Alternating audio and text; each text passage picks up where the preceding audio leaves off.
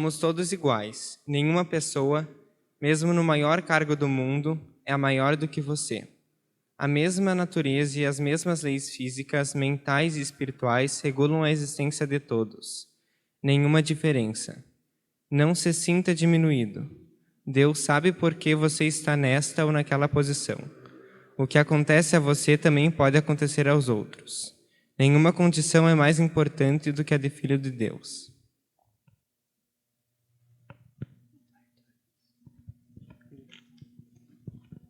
Oração de São Francisco de Assis. Senhor, fazei de mim um instrumento de vossa paz. Onde houver ódio, que leve ao amor. Onde houver ofensa, que eu leve o perdão. Onde houver discórdia, que eu leve a união. Onde houver dúvida, que eu leve a fé. Onde houver erro, que eu leve a verdade. Onde houver desespero, que eu leve a esperança. Onde houver tristeza, que eu leve a alegria. Onde houver trevas, que eu leve a luz. Ó Mestre, fazei que eu procure mais, consolar que ser consolado, compreender que ser compreendido, amar que ser amado, pois é dando que se recebe, perdoando que se é perdoado e é morrendo que se vive para a vida eterna.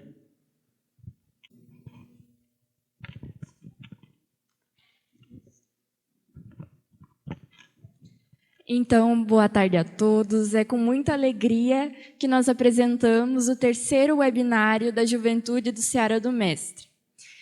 Eu sou a Amanda e esses são os meus colegas da Juventude, o Arthur, o Leandro e a Lívia.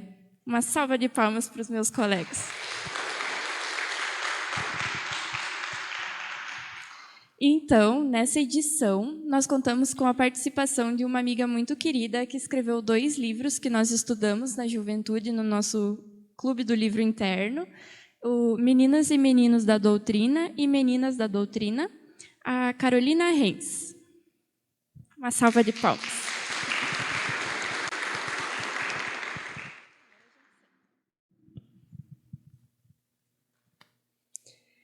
Então, Carol, para iniciar a nossa conversa, a gente gostaria que você falasse um pouquinho sobre você, de onde você vem, se sempre foi espírita e um pouco das suas atividades dentro do movimento.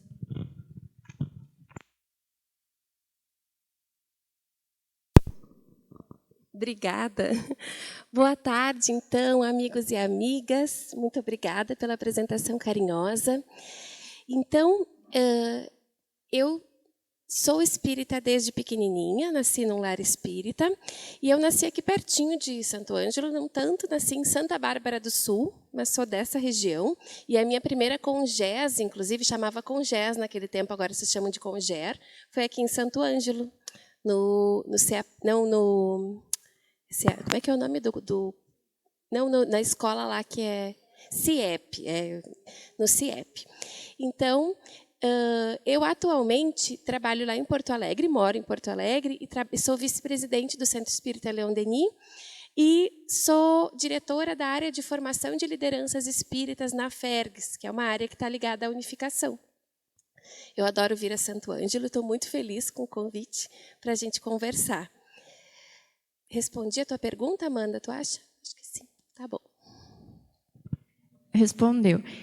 A próxima pergunta, nós gostaríamos de saber de onde veio a criatividade para escrever essas obras, se teve algum motivo específico para ser só sobre meninas. Então, eu não sei se eu me considero escritora, Amanda, porque nunca tive um desejo de escrever assim especificamente, apesar de gostar muito dos livros e de ler desde pequena, né? E buscar as obras espíritas e não espíritas, né? De ser uma boa leitora, eu acho. Mas existem algumas histórias que a gente quer ler e não encontra. Então, foi essa a ideia.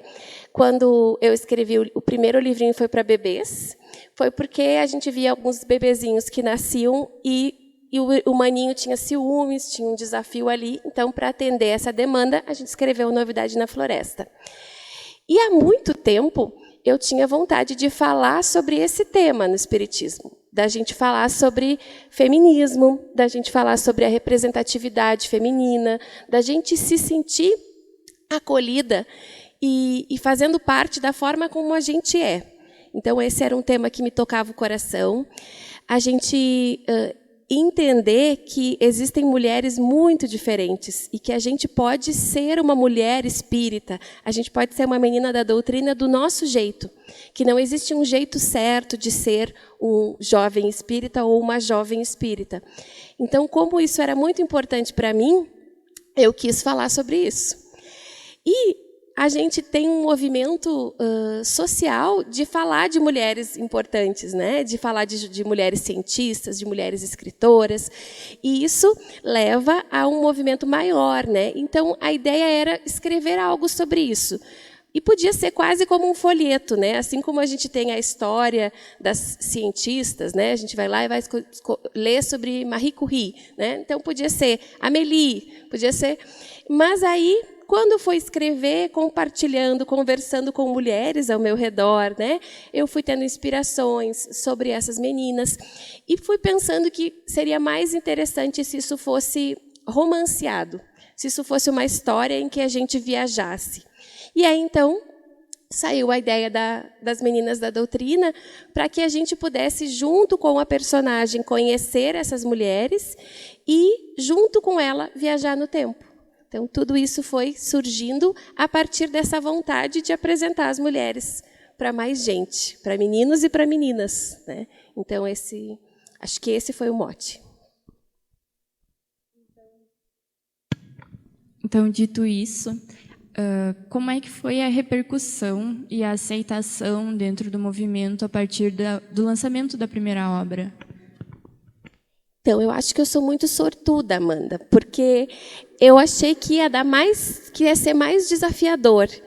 E como eu trabalho no movimento espírita há muito tempo, tu me perguntou lá no início, né? Eu comecei a evangelizar lá com os 16, 17 eu já tinha minha turminha de primeiro ciclo, e eu evangelizo, eu trabalho em outras atividades no centro espírita, e como eu estou envolvida com tudo isso, acho que o povo foi muito amoroso comigo e acolheu bem.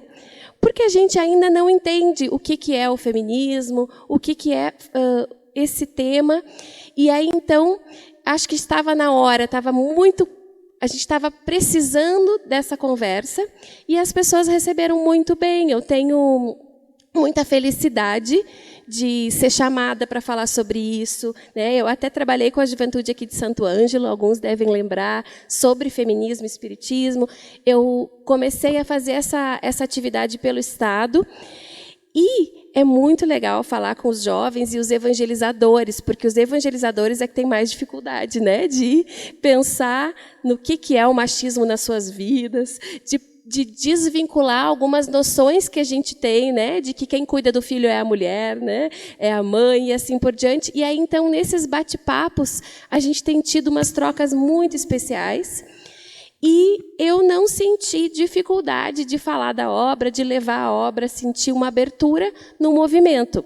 É claro que sempre que a gente toca em questões que estão muito enraizadas na nossa vida, todos nós somos, né, um pouco racistas, um pouco machistas, a nossa formação ela tem todos esses conceitos.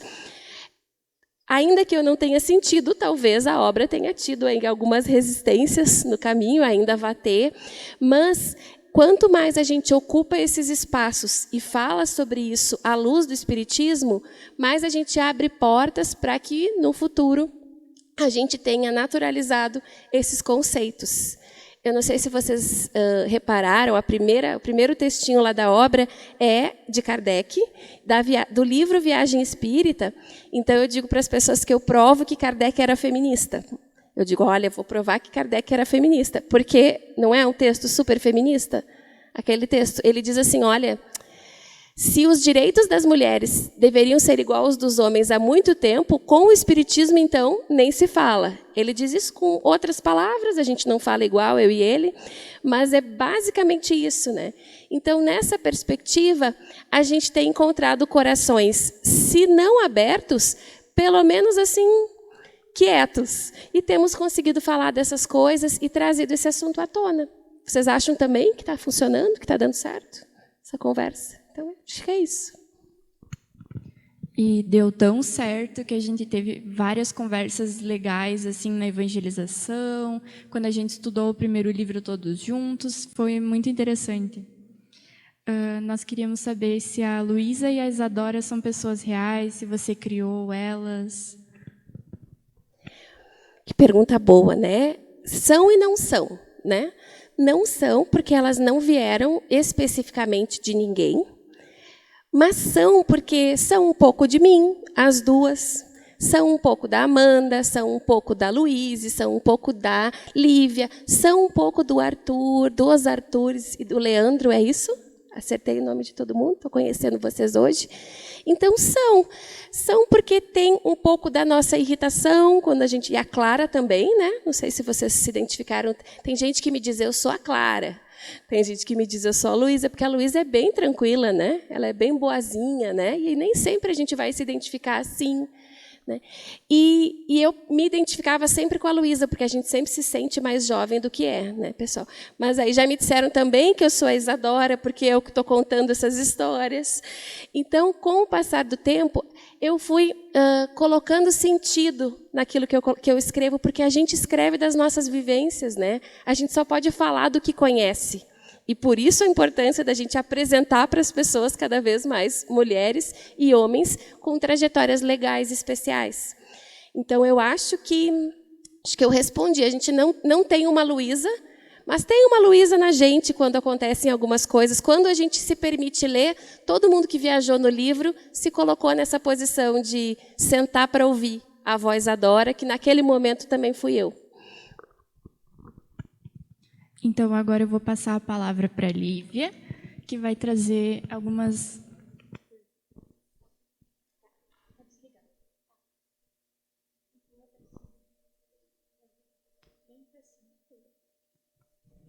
Tá bom.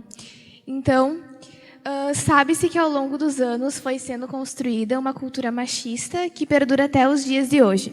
Porém, com o passar do tempo, as mulheres cada vez mais foram ganhando lugar em diferentes espaços e tendo mais liberdade de expressão. Então, com essa introdução, a Luísa vai fazer uma pergunta para ti, Carol. Oi, Carol. Qual que é o papel do jovem na jornada de desconstrução do paradigma machista? E para você, o que é o feminismo? Obrigada, Luísa. Quando tu falou, Luísa vai me fazer uma pergunta, até me assustei. Nossa, bem importante a pergunta, bem difícil, mas bem interessante. Aliás, eu adorei as perguntas, tá, pessoal? Muito interessante. Então, qual que é o papel do jovem, né, para a gente desconstruir o machismo? Eu vou responder algo que vocês não vão gostar, mas a gente precisa achar um equilíbrio entre nos posicionarmos e termos paciência. Acho que, quando tu me perguntou da repercussão, quando a Amanda me perguntou da repercussão, Lívia, foi fácil porque eu tinha uma trajetória que embasou a minha fala. Então, quando eu falo algumas coisas desconfortáveis, o pessoal dá aquela respirada e pensa, nossa, mas a Carol trabalha tanto, né? Vamos ouvir o que ela tem para dizer. Então, esse é um exercício importante, a gente não desistir, a gente estar ali ocupando espaços e tomando, né, posições, deixando a nossa opinião, né, a nossa visão, mas a gente não brigar. É claro que a gente pode brigar às vezes, porque nós somos humanos, a gente vai ficar chateado, né? Mas quanto mais nós tivermos serenidade em apresentar, em representar os nossos papéis, mais as pessoas vão nos ouvir. Acho que acho que isso vale para tudo, né, amigos? Acho que vale para todas as perspectivas que a gente tem, para todos os paradigmas que a gente quer quebrar, né? Mas esse é o desafio da gente permanecer e refletir, porque coisas que para a gente são muito óbvias, talvez para algumas pessoas não façam o menor sentido ainda. Elas nunca tenham se perguntado isso, né? A tua pergunta sobre o que é o feminismo para mim, eu me arrisco a dizer, bem arrogante, que não é para mim. O feminismo tem uma definição. Ser feminista é acreditar que homens e mulheres têm direitos iguais. Essa é a regra. Então, quando a gente tem dificuldade de dizer que é feminista, porque algumas pessoas, imagina eu dizendo que Kardec era feminista, né? Elas hesitam, a gente está misturando o feminismo com o movimento feminista. Porque o espiritismo também não é a mesma coisa que o movimento espírita.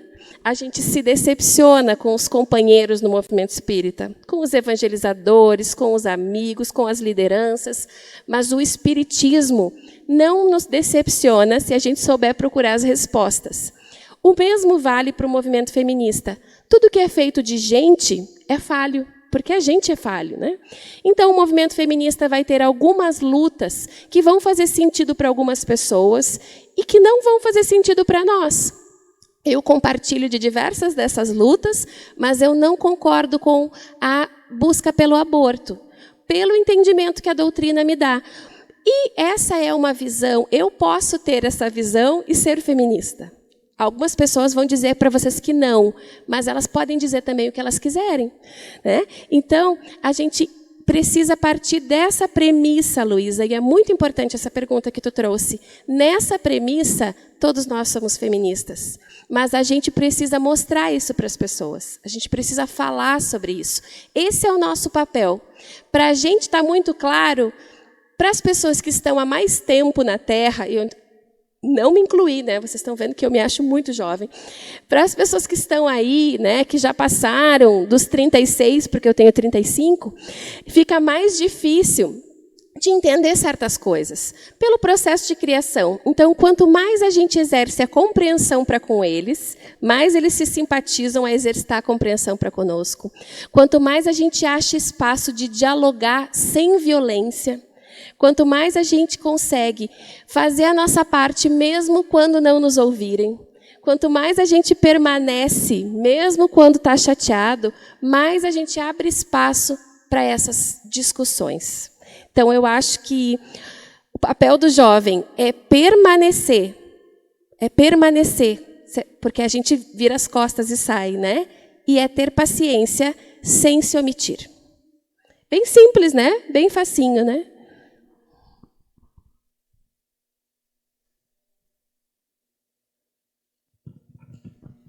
Então, Carolina, bem o que você falou antes, que já uma pequena reflexão sobre os próprios conceitos da doutrina espírita e o que busca o feminismo, nós podemos ver que muitos ideais são compartilhados. Então,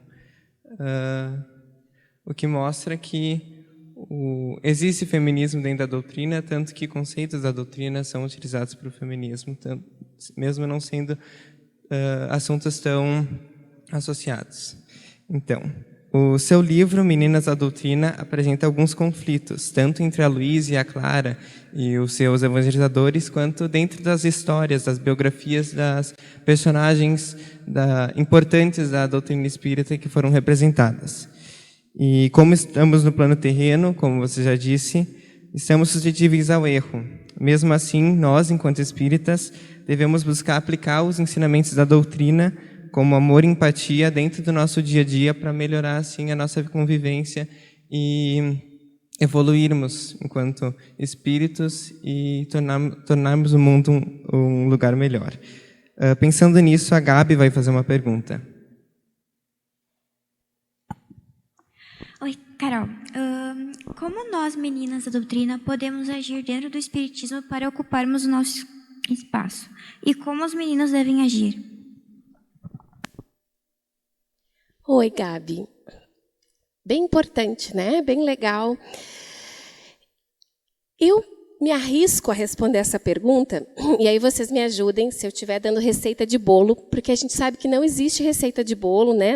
Uma resposta não é única, né? A gente busca respostas na doutrina espírita que façam sentido ao nosso coração, e a gente vai ampliando o nosso entendimento ao longo do tempo. Então, eu acho que ela está próxima daquela pergunta anterior, assim, né? Nós, como meninas, como mulheres, a gente precisa se encorajar, porque algumas coisas não nos foram ditas que a gente pode fazer, né? E que a gente pode. Existem esses lugares que a gente não está acostumado a ver ocupados, mas já estão mudando.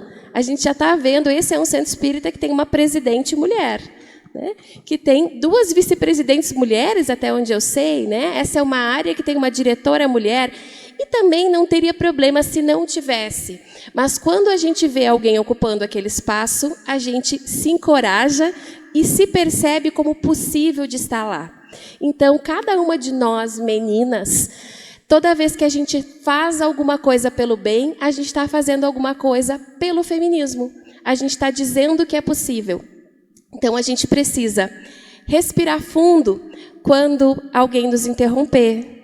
A gente precisa dizer que sabe quando alguém está nos explicando alguma coisa. E é difícil não brigar, né? Mas quanto menos a gente briga, mais chega a mensagem.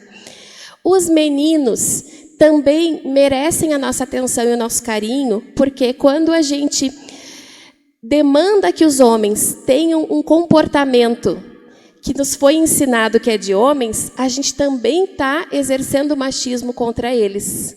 Né? A gente também ouviu que homem não chora. E às vezes a gente fala, né? Seja homem. Né? Ou a gente utiliza expressões. Eu dizia assim, que eu era uma mulher com culhões. Né? Olha que machista essa expressão, porque ela associa a coragem a uma parte física masculina. Né? E hoje eu digo, não, eu sou uma mulher bem mulher mesmo, né? Assim, bem braba, bem corajosa, assim sou eu, não é todo mundo que tem que ser assim. Né? Mas essas são pequenas análises que a gente vai fazendo sobre nós mesmos e que vai nos libertando para ser quem a gente é e para os homens serem quem eles são. Porque o feminismo ele é libertador para todo mundo. Essas conversas boas são importantes, né? E os meninos da doutrina, eles têm que estar junto conosco nesses diálogos. A gente tem uma expressão que é meio assustadora, vocês já devem ter ouvido, que é lugar de fala.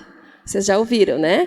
E a gente está desafiado a ser atuante em lutas. E quando a gente fala lutas, a gente tem que desassociar da violência, mas do esforço, né? Então a gente tem que ser atuante em causas que não são nossas, sem ocupar o espaço do outro. Então, alguém aqui já viu assim um cartaz que vai falar sobre temas mais femininos e só tem rostinho masculino naquele cartaz?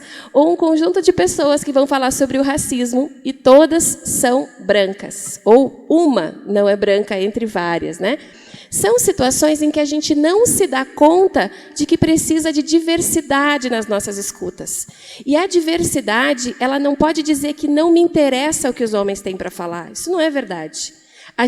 Para a gente poder dialogar, a gente precisa que isso seja diverso, que isso seja variado. E que bom que a gente está aqui entre meninas e meninos. E entre idades variadas um pouquinho também, né? Então, esse exercício, eu acho que ele tem que ser constante.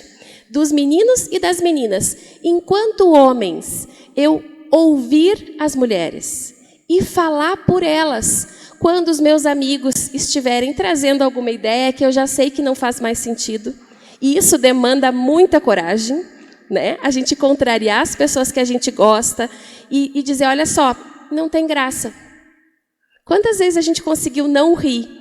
Às vezes a gente vai só não rir, não vai nem dizer que não tem graça. Enquanto mulheres, um exercício legal é a gente perguntar qual é a graça. Eu não entendi. Por que isso é engraçado? Porque a pessoa vai ser obrigada a refletir sobre a brincadeira, que já não tem mais graça, né, pessoal? Que bom que já não tem, que a gente já está repensando essas coisas.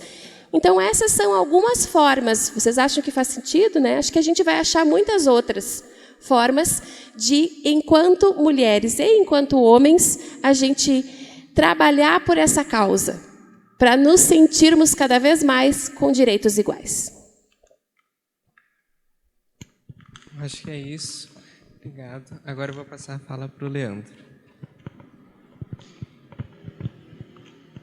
Carol, conforme nós estamos conversando e aprendendo um pouco mais sobre o feminismo, junto com a luta pelas igualdade das causas, vemos no nosso cerne a imagem de nossa mãe, uma mulher guerreira e batalhadora, que muitas vezes enfrenta batalhas que não entendemos, porque somos pequenos e tudo mais, mas sabemos que é para o nosso bem.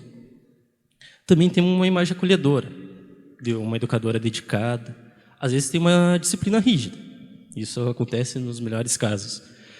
Só que também isso está nos ensinando sobre a vida e também sobre os males delas. Dentro dessa perspectiva social, nós trazemos conosco a imagem de muitas mulheres que passam por nosso conhecimento. E trazendo essa lembrança, nós vamos ter a próxima pergunta, apresentada pelo Eduardo.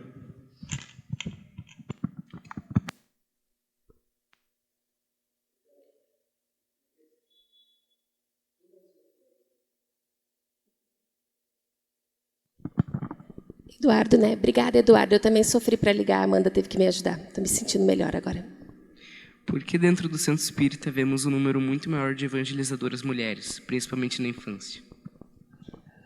Então, a gente tem uma caminhada, uma construção histórica. É chocante, gente, a gente pensar, né? Mas há muito pouco tempo a gente não podia votar. Tem um contrato que andou por aí nas redes de professora, gente, não tem 100 anos, com todas as exigências que uma mulher precisava atender para ser professora. Então, ela não podia ser casada, ela não podia estar num ambiente só cozinha com um homem. Tinha tanta coisa, gente, assim, que nos causa graça, e que bom que a gente já consegue olhar para isso. Mas são mudanças muito recentes. Nós temos uma trajetória de muitos anos enquanto sociedade. E nessas mudanças, os postos que as mulheres ocupavam inicialmente foram os postos, as posições, como o Leandro falou, de mãe e de educador. Né? Então, a gente associa a feminilidade à maternidade, e não tem problema, desde que a gente aprenda a associar também a paternidade aos homens, e que a gente aprenda a compartilhar a criação, né? Que é algo que se faz em conjunto. Então, as mulheres têm essa perspectiva de mães e professoras. E está tudo bem, eu sou professora, eu não falei da minha vida profissional, mas eu sou professora universitária de matemática, não me odeiem, ou tudo bem, né? Mas, e a gente não tem problema a gente ocupar esses postos. O problema é a gente achar que só pode ocupar esses postos. E aí, na busca do livro, vocês devem ter reparado que as ilustrações são da minha irmã mais velha. Minha irmã, a única que eu tenho, que é mais velha, e ela estava incomodada porque só tinha mulher professora, segundo ela. Eu dei uma insistida, que tinha a Dona Ivone, que tinha a Meli, mas aí a gente foi buscando, nessa busca saiu a Maria Modesto Cravo.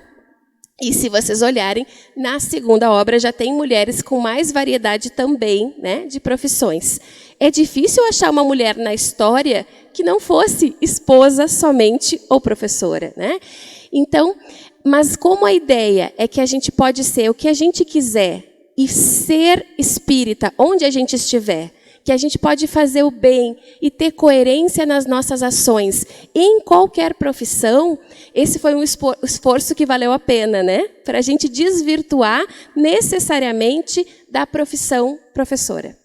Por essa razão, quando a gente vai olhar os evangelizadores, a gente vai achar mais evangelizadoras.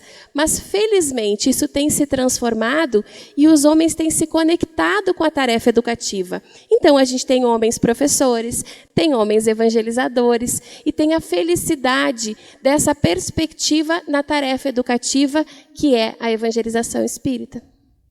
Acho que faz sentido, né, Eduardo? Muito obrigado, Carol. Vou passar agora para a Amanda.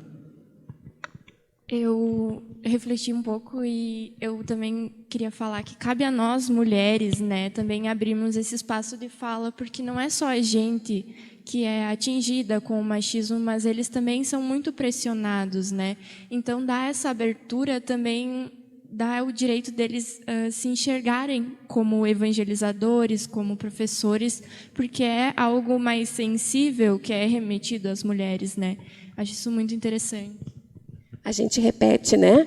A gente fala que não tem perfil para evangelizar, né? Ou a gente fala que o evangelizador que está evangelizando é porque ele é uma mãe. Vocês já ouviram isso? A gente fala, não é por mal, né? A gente aprendeu assim, mas a gente vai desvinculando da feminilidade o ato de amor. Amar é do espírito. Todos os valores são do espírito. O corpo físico não vai fazer diferença, necessariamente. Agora a gente vai fazer mais uma pergunta. Tudo bem, Carol? Bom, na nossa casa a gente tem o exemplo de uma liderança do gênero feminino, que é a nossa presidente. E a gente está acostumado a ver lideranças masculinas por toda a sociedade. Diante desse fato, o Felipe vai fazer a próxima pergunta sobre essa questão.